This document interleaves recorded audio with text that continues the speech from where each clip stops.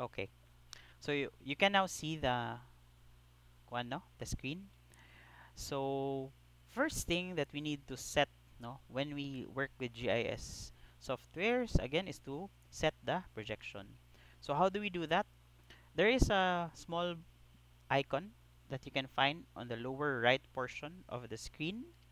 It has an EPSG 4326. By default, it uses a Mercator projection.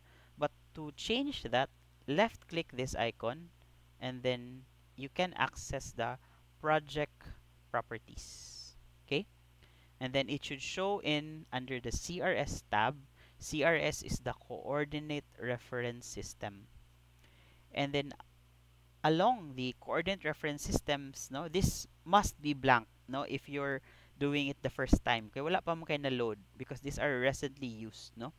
So there are thousands of projections that you can access here, but what we will use is UTM 50, sorry, WGS84. So if you hover the mouse down, you need to look for WGS84, which is an EPSG. It's an ID to easily identify. It's 4326, no? So if you're lost, just remember the authority ID or the name of the reference system, which is WGS84. If you cannot find them here, you can do a filter search right here. You can type in WGS84, okay? And then it will create a filter of all WGS84s that are available in the system. And then click this one because this is for our exercise. As you can see here, it gives you a preview of how the map will appear. Okay, so you will notice it covers the entire world, no, and it shows you a rough estimate of the projection.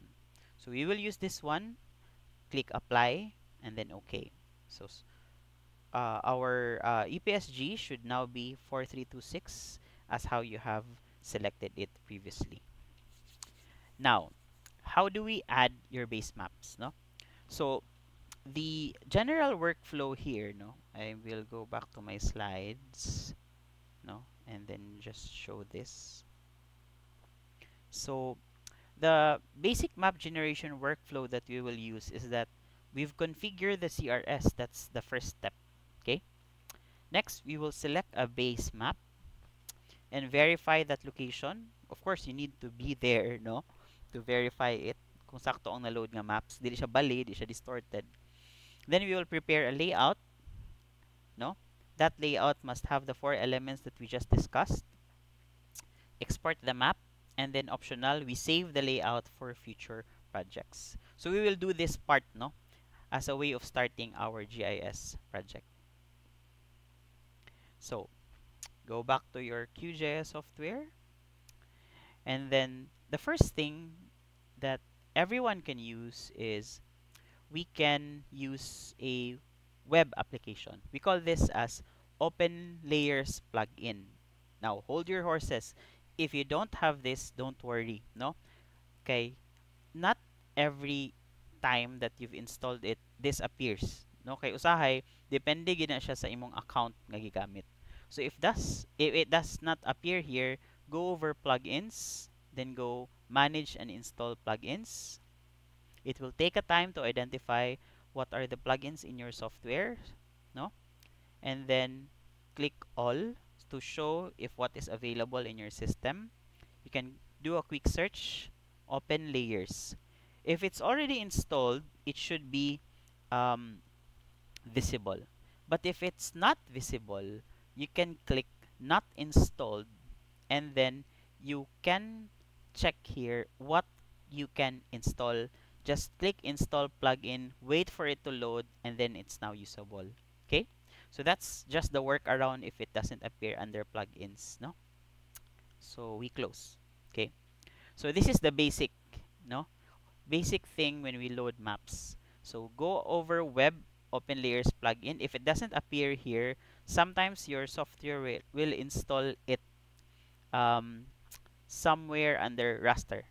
Sometimes you can find them here, but if it's not, then go to web, no. So open layers plugin, then choose the map service that you want, no? For this exercise, I'll be using Google Maps and Google Satellite. Okay?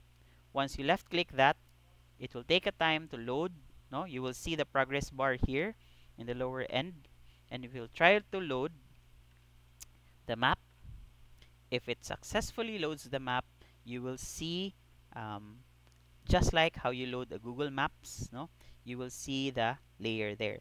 Notice when I change the base map or selected a base map, my EPSG changes because that map has a predetermined um, projection. But you can also override that by changing it on the fly so it appears quite as how we want it to be using EPSG 4326. Now, as mentioned in the beginning, the process will take some time depending on the internet connection that you're using as well as where you're accessing it, no? Okay, we've used OpenLayers plugin. Sometimes it doesn't work well, no? Just like this, no? And you know, open source softwares have different workarounds, no? So if it doesn't work that way, you can terminate this, no? And you might also find under layers that the satellite layer is loaded. You can uncheck that so the process is stopped. Okay, it will consume some bandwidth also. So the other way of loading it is through servers. No, kung dili mo work dire nga path, naputay other way, no? So if you use a server, you can use um, Open Data Source Manager, no? You will find this button right on the upper left corner. Just click Open Data Source Manager and then go over sa bottom part. We will find here XYZ. Okay? Under XYZ, we can install, no? Install a pre-configured data source, no? So in this case, I have already many satellite available here, no? So I'll try to show to you how it looks like. Then later I'll teach you how you can add these XYZ tiles because if you don't have this configuration yet, blank ang mugawas dire, no? So I will have this Google Satellite or Google Earth Satellite, but I'll use version 3. I will add and then close. Notice it automatically adds my base map. Okay? So this is a far more faster way rather than to use a plugin just like this, no? It's a workaround, no, that we have. So just like any software, you can use your mouse, no? If you long press your left um, um, button on your mouse, so mag-grab nimo siya. If you also use the orbit, you can also use that, no? But as you go zoom in or out, you can use the scroll function of your mouse, no? So moving forward or using the forward function of the scroll makes it go extra fine scale, no? And then the opposite side, it makes the scale smaller. Okay, so you can play around that function and go to a certain location. In my case, I'll position my uh, kanang satellite image to Xavier University. Okay, so now that we have that, let's check how can we add that. No, okay, sir, wala lagi na akong Open Data Source Manager. So this is how you do this, no? I will share to you a link where you can access all available XYZ tiles, no? And you can follow this one later, no? This is Hatari Labs. So I'll share that in our chat. There's a link there. You can follow that, no? And nakabutang diri sa ubos ang all possible links, no? The basic is just copy the URL of that XYZ tile. So you will use satellite only. Okay? Copy na siya. Then go back to your QGIS. Under Open Data Source Manager, XYZ tiles, click New. Under New, just put a name like Gmaps, no? Kaya naman ko available dire. So, imo siguro you want Google Earth Satellite, no? So, G-Earth na lang, G-Earth Satellite. Okay? Under URL, you paste the URL that you just copied, click OK, and now it's accessible under your um, under your um, kanang tiles that are available, no? So like here, I have Google Earth satellite. If I load it or add it, I can now put it in my map, no? So kay same Remedy data source, it will not change, no? But if I turn it off, I can see that the image is changed. Okay? So for this exercise, you need two nga layers to play around. First is Google Satellite, and the other one is you need also the road map. Okay? The road map, when loaded, it appears like this. No? So I'll show you the road using road map. So it has a different data source. It shows all the roads and footprints of the buildings. Okay, so it has a different um, information to show. This is far more advantageous if you're um, layouting the boundary of a certain building as well as identifying the road next to it. Okay, as you zoom in, more information, as long as they're available, more information can be accessed. Okay, like road intersections, building names, no? But also depending on your internet speed. Okay, usahay parehan ni, it takes some time to load some other buildings, no? So depende ra pud na siya sa inyong capabilities. Sige. So that's how you build, no? A basic map. But we're not yet done with the layout, no? If we go back to our process, no? Asa pa man ta nahuman, diri pa ta sa select a base map. Okay? So once we've selected the base map, i-verify lang ang location, and the location that I want you to do is to create a map of your barangay, no? So kung asa mo nga barangay located, like si Pete is somewhere in the Visoria, so kato nga barangay ang iyang i-focus, no? And one key thing here is to show the hazards. So we will access another database for the hazards, but that will come for later, no?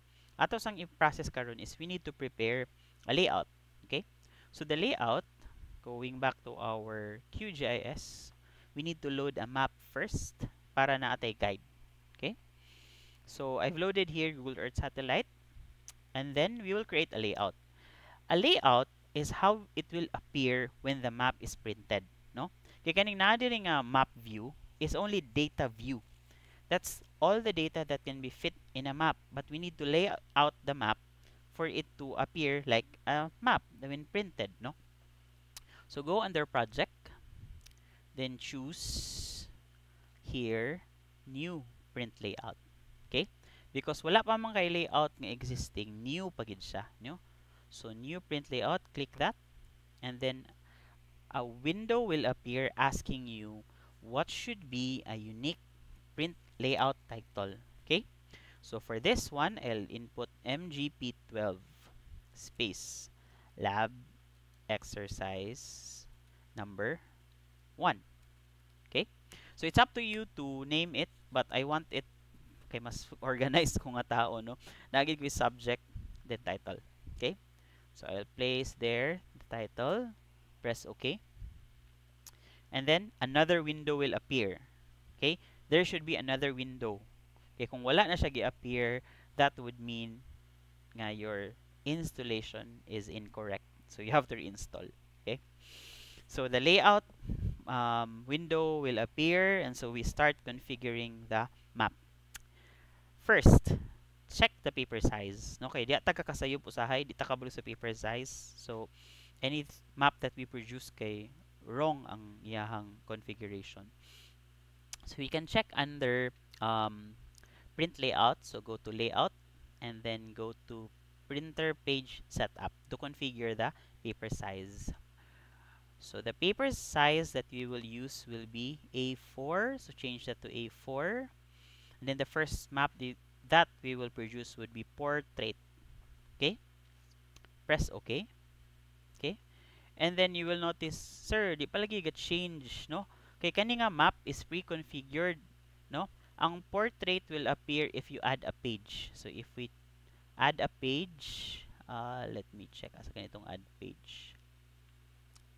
um, add map.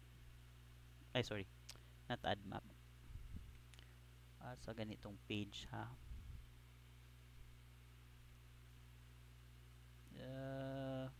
Sorry. This button, no? Mo pwedeng problem sa QGIS kay dili mo gud sa um, conventional ang icons, so mawala ko usahay sa asa pangitaon. So when you click add page, no, automatic tong new nimo nga configuration yang gamiton. So ang bag-o pa dayon nga paper size mo apply sa next nimo gi butang. Okay? So the old one, we can also remove that, no? We can do that by checking the page. Um, Wait, ha. Mga asa ta mag-add. Let's check here. Okay. So natin there is a page 2. Okay. So when working with maps, no, pag multiple pages, on which part ka mag-add, mo pud to ang visible ang data. For this one, I'll work with the second map, no? So let me check first if say layout ani portrait, print to file. Okay. Sige. And then let me check for portrait akong gusto. So see, muning portrait, muning landscape, no? And if we want to remove this, you can remove page by right clicking. Yes, so maka-remove ta og page. Okay? So kanisang portrait atong gamiton. So this portrait, no data will appear there until you add a map, no? So to add an item here for the map, no? Take note lang, whatever is the view that appears in the data view will appear in the layout. Okay? So unsa tong last nimo gi-view diri mo appear didto. So going back to layout, just click add item, then add map, no? Daghan pa kayo pwede ma-add diri, no, but we're just exploring one. So add map, then draw a rectangle where you want the map to appear. So in my case, I will draw them here. Estimate lang sa, no? You can be far more accurate if you want, but just draw a rectangle where the map will appear. So I will release the hold function. Okay, i-render niya ang map. Wait for a bit because it needs to communicate to your previous data view, and then your map will appear. Okay, if you zoom in, no, by default the zoom in function will zoom in the page, no? Dili siya mo view sa data. Kaka-attempt ako sa mo view taan na, no? No, it doesn't change the data view. It is the same data view, no? Ang yang i-zoom ana kay ang page. So how then do we create a zooming in sa data, no? Once we click that item, no, dili na but pasabot nga maka-zoom in ka sa data. So ang navigation para maka-zoom in ka dire, no? Kay even if you use this function kani zoom in or out, it's the page ang i-zoom, dili ang data. So how do we zoom in, no? Under there is items, make sure you select the correct item where you want to zoom in. So here I have map 1, and then the way it can zoom in is moadto pa ka sa item properties dire, no, daghan kay buttons and windows ang queue mo pud ning libog. So go over extent, sorry, not extent, I'm looking for another one. Sorry. Here sa main properties, no? Okay, it needs to be accurate, no, when you do a scaling. So you have to input the number here for the extent of the map to change. So here we will use 5,000. So input the scale as 5000. When you press enter, the map view will change. No? So inana siya, you have to change the number before you can change the zoom view. Okay, it needs to be accurate, no?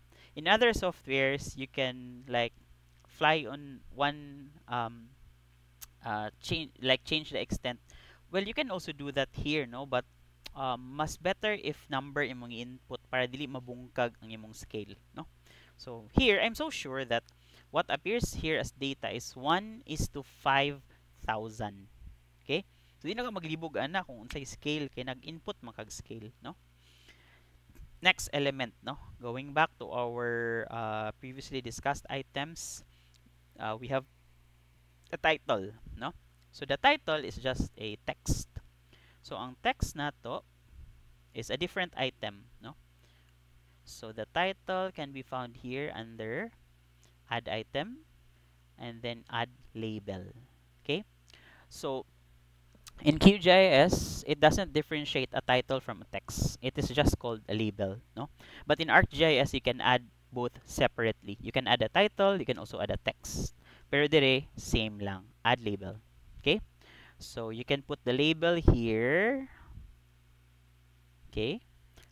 Draw a rectangle, release that part, and then there's that icon where you can input or show first the labels that you want, no?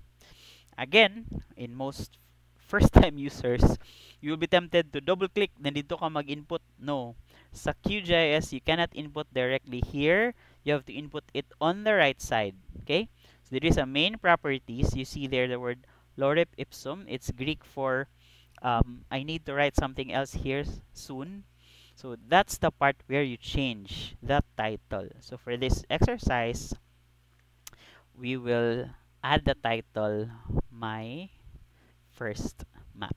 See? I have pa mo change ang text dire. And then, how do I change the font? No? Kaya di man ni siya pareha sa Word nga makita nimo dito ang options, no? Go down and then look for the appearance section. Okay? So in the appearance section, select the font here. Mugawas pa nito ang daghan kini nga settings, no? So hinahinayon nato na font, no? I will use Arial. Arial, ako na lang i-type Arial. Style is regular or bold na lang para baga, no? Then size dayon, you can check this icon and then just use 25. Okay? Na from 0 ng 25. Okay? My first map. Okay? So na pag-add sa title. Next, we go back to our presentation, no? We can add our legend, no? Legend will depend on what is the available legend on your data view. So if we go back to our data view, kaning legend diri sa layers will appear back to our QGIS, no? So kung saan na-enable dire, visible po siya dito, no? So I go to my layout view, no? Ina pag navigate, transfer kag windows, no? Kay ang design mo gud ani it used to be multiple monitors. But nowadays, Windows naman gud ang naa sa software. So muna magtabok-tabok gid kag window. Okay? So, next, we need to add our legend. So under add items, look for add legend, no? By the way, this list of add items can also be found on the left panel, no? So this is the map, this is the label, and if we wish to add a legend, we can find the legend here. So either way, it works. Like if I use this, parehara na sa add item dito sa taas, no? So I will position my legend here. And voila, I now have the list of legends or layers that I had from the layout view. But again, it's not so attractive, no? So you have to resize this, no? To resize, click this, and then the selection should also appear along the items window to indicate that this is the current item that you're changing. So we can also add a title for this one. So once I add an information here, it will also appear in my layout. So legend. Okay. And then I can change some items like I want to delete, no? It's common nga multiple pre ani daghan man kayo layers. So I can delete some, no? Saan mag-delete? Just highlight, then look for the minus function, no? So I will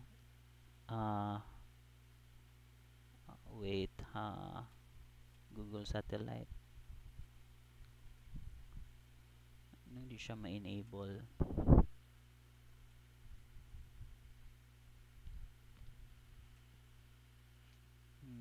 didn't lock it man, diba? Okay.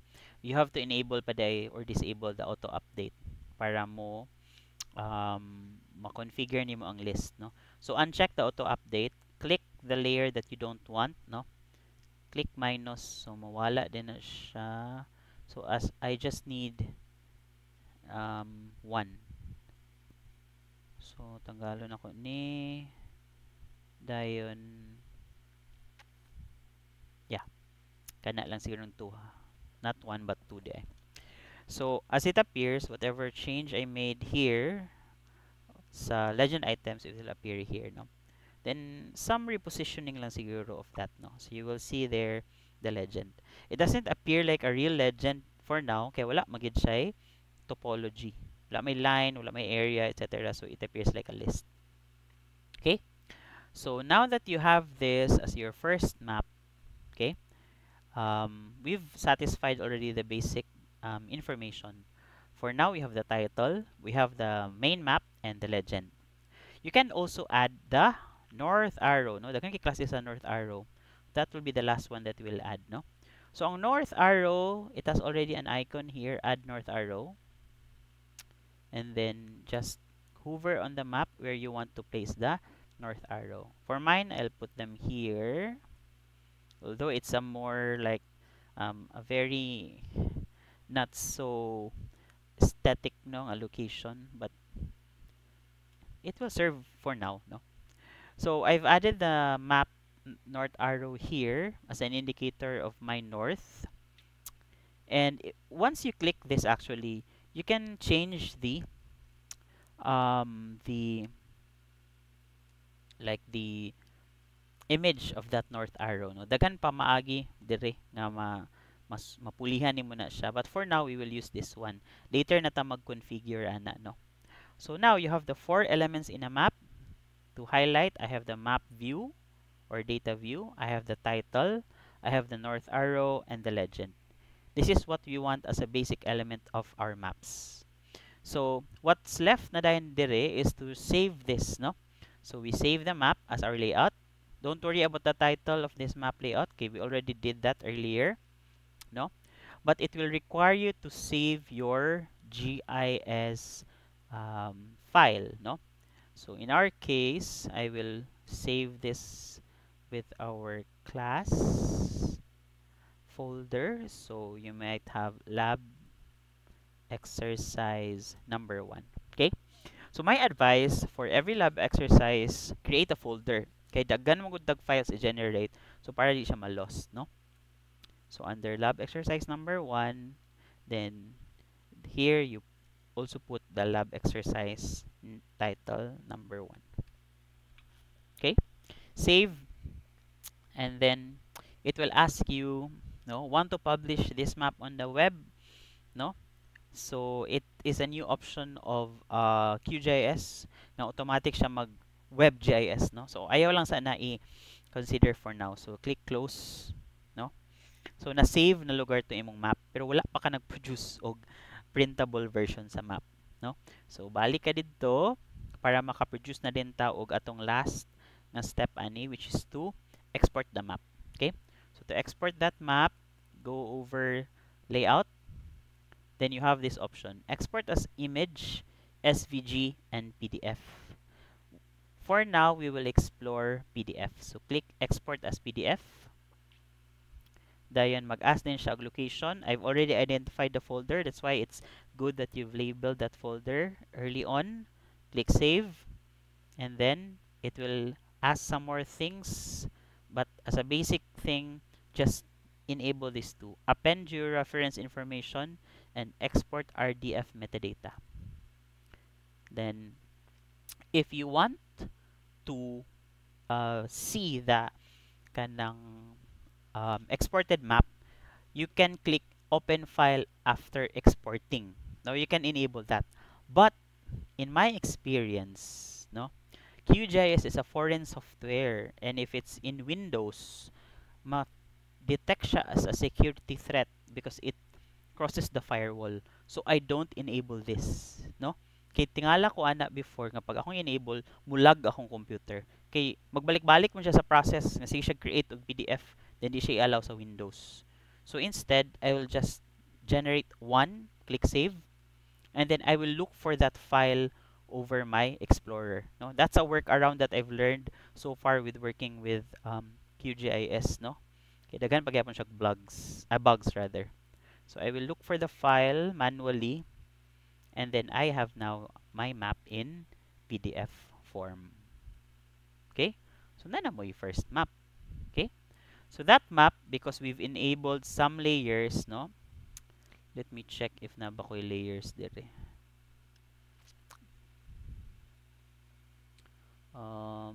Asa ganitong akong layers. Murag di ko pwede ani nga version. Di ko ka-enable og layers. Yeah, murag wala ni sa ako But the older versions of Acrobat readers, I can change my base map depending on my wala dire. But anyway, we'll explore that for later. But that's the basic thing. You've already created your map and your layout. Okay? So your layout now is available for you to access every time you create a map. Okay? So you can go back to your main map like this. You can also change the layer. Okay, diba? Duha man atong i-produce. So if I change my layer to another one, I may change back to road map. Okay? Then go back to my layout. Di ba na mo change, no? As you um change the zoom of the map, ay pa na siya mo change, no? But right away pag add nimo di mo pa na siyang pakalitan ay mo change, no? So now that the base map has changed, I will change or rather export this as PDF, no? Lab exercise number 1, map 2. I should have added this identifier also earlier, no? So I will save that. That will appear also in my map, no? So I have now this map. Okay? So duha na akong map. Next, what if we add a different layer, no? So we will explore another layer. This layer that we will talk about will use your hazard information, no? So the Philippine Geoportal, no, is our official database from DNR, no? So how to access this? Just go to geoportal.gov.ph, no? I'll also add that in the chat so you can access. Okay, the Philippine Geoportal is quite useful, no? Like if I use a land cover map of Mindanao in 2015, I can show this information, no? And if I create reports, automatic na. But this is more of a general user interface. Kaya di man ka maka-create og map ani unless you create a screenshot, no?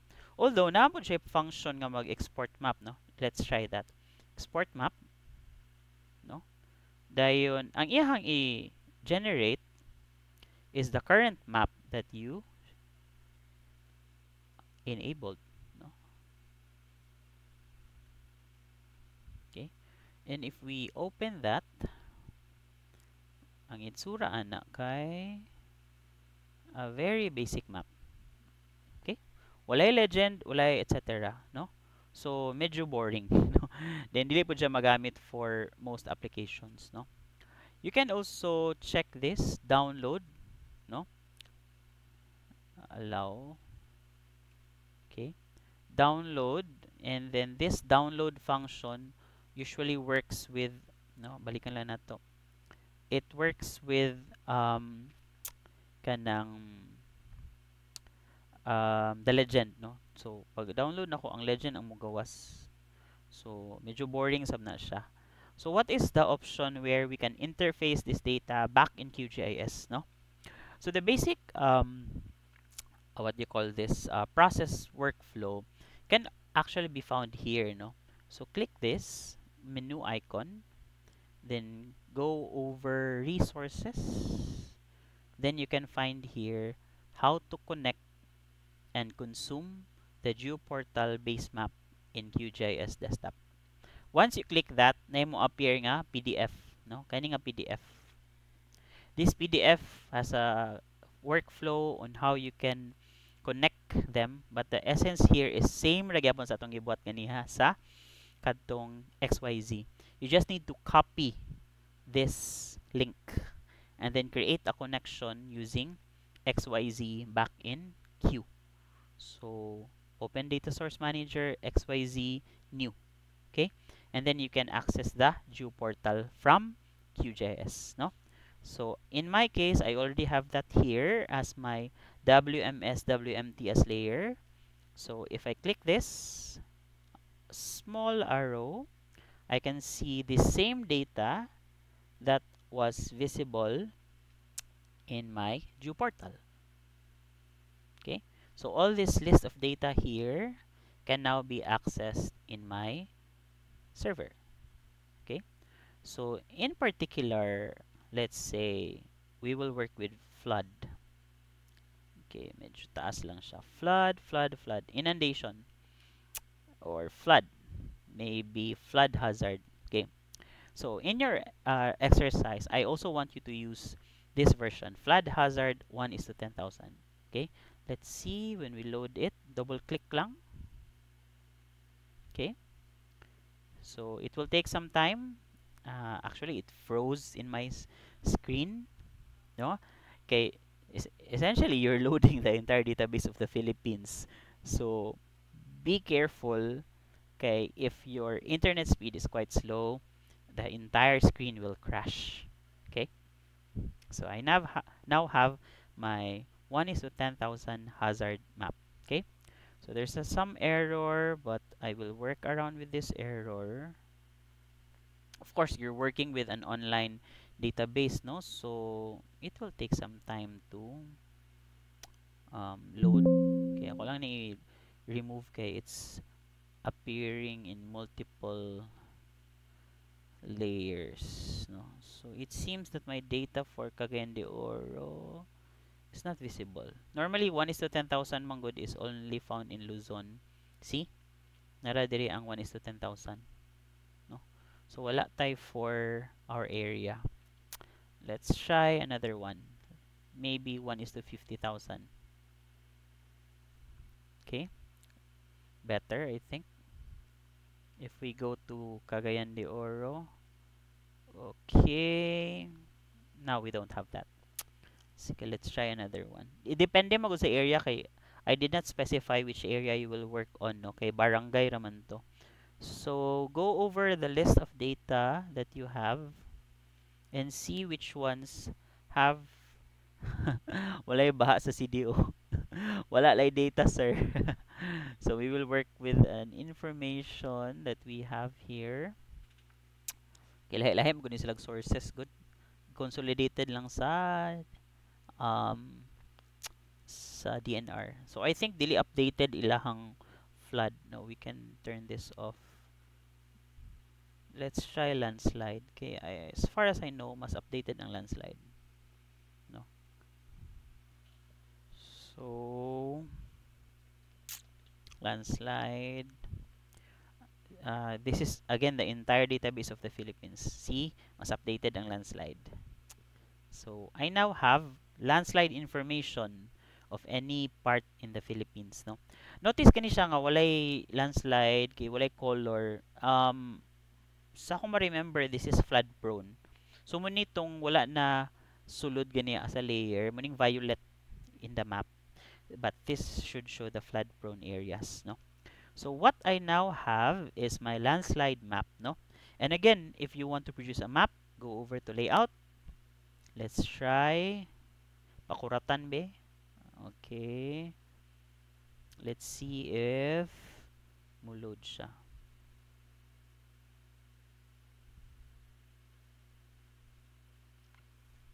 Sometimes di na siya mulod automatically, no? Kay heavy ang layers, no? Wala pa niya na recognize. So what I also do is change the scale like this. 1 is to 10,000. Yes, oh, giload na siya. Ng mga work around, no? Balik din ako 5,000. Ay, wala man gid pud ko landslide, wala may landslide sa kuan kanang kani nga part, no? So ako lang ni siyang i-change ang view. So let's change it to this view. So yeah, 1 is to 10,000, 5,000 rather will not work. So I need to change this to say 25,000 para makita na to ang landslide prone. Okay. Sige. So I now have this location. If gusto din mo nga mag-move sa content gyud, you can use this one. Move item content, and then maka-move mo from one location to another. Okay? Kay di ra ba na automatic, no, kung gi-move ka dire di na mo move dito sa layout, so you have to use this icon. So let's say Carmen akong focus. Okay, so mo na din ako ang third nga map nga ma-produce. So I'll go to layout, export as PDF, and then I will create map 3 as my hazard map. So landslide hazard map din siya, no? So dali na lang, ma-identify na nako, maka-produce pa ko report on the areas where I have the hazard. Okay, so see, I now have my hazard layered in my first map. Okay, so that's the basic exercise that I want everyone to do. So we can now see layers of information from the Philippine geodatabase, as well as see the hazard information. In this case, this is landslide, and create a basic map. So that's the workflow that I want you to follow. No, I've layered, rather laid out this function here. No, sorry, this one. No, where we export the map. No, now there is another step that I want you to do using Namria maps, but with the interest of time, we can do this next week. No, what's important for now is this. No, mag-produce mo og map na may different layers. I want you to do one that is using Google Earth satellite, and then the other one using OpenStreetMap, and then the third one, it should show the hazard. Nasabda na, class? Tulo ka mapa akong i-require for this exercise. Okay? So kana lang sa nga basic lab exercise 1. Then we will work with the second exercise, which will follow this workflow later on. Okay, medyo advanced ni siya, no? So kani lang sang first nga general workflow. Okay? So let me stop the recording.